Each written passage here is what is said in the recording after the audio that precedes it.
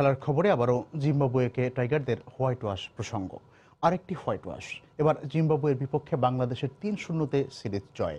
এক বছরের টানা 4টি সিরিজ জয়ের পাশাপাশি দুটি হোয়াইট ওয়াশের সাক্ষী হলো কোটি টাইগার ক্রিকেট ভক্ত।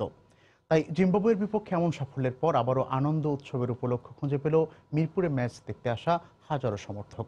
মাশরাফি মুশফিকদের ধারাবাহিক পারফরমেন্সে বারবার এমন আনন্দ উল্লাসে মেতে ওঠার প্রত্যাশা সবার মধ্যে।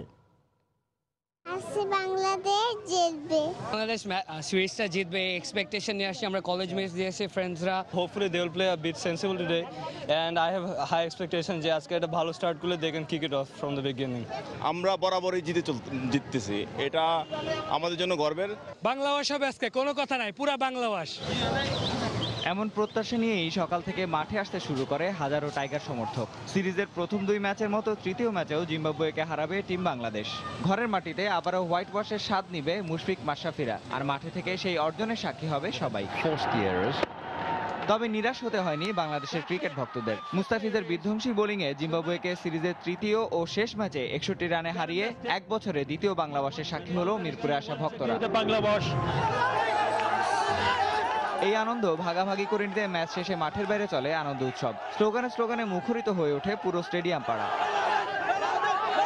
পাকিস্তানকে হোয়াইট ওয়াশ করেছি, এখন আমরা জিম্বাবুয়েকে হোয়াইট ওয়াশ করেছি। অনেক ভালো লাগছে। পুরো সিরিজে বাংলাদেশের ধারাবাহিক বাংলাদেশকে আমরা চাই। বাংলাদেশ এত আনন্দ লাগতেছে ভাই, বলার মতো না। বিশেষ করে আমাদের বস মাশরাফি যে ক্যাপ্টেন্সিটা, এটা বিশেষ করে দেখার মতো। এই সিরিজে আমরা খুব ভালো খেলছি। আমরা বাঘের পরিচয় দিছি। বাংলাদেশ জিতায় আমরা অনেক আনন্দিত।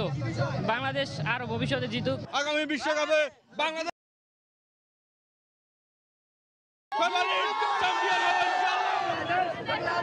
সবার প্রত্যাশা মাশরাফি তামিমদের এমন ধারাবাহিক পারফরমেন্স ভবিষ্যতে অব্যাহত থাকবে, আর প্রতিটি সাফল্যে আনন্দের উপলক্ষ খুঁজে পাবে টাইগার সমর্থকরা। নিয়ামতুল্লাহ বাবু, সময় সংবাদ, ঢাকা।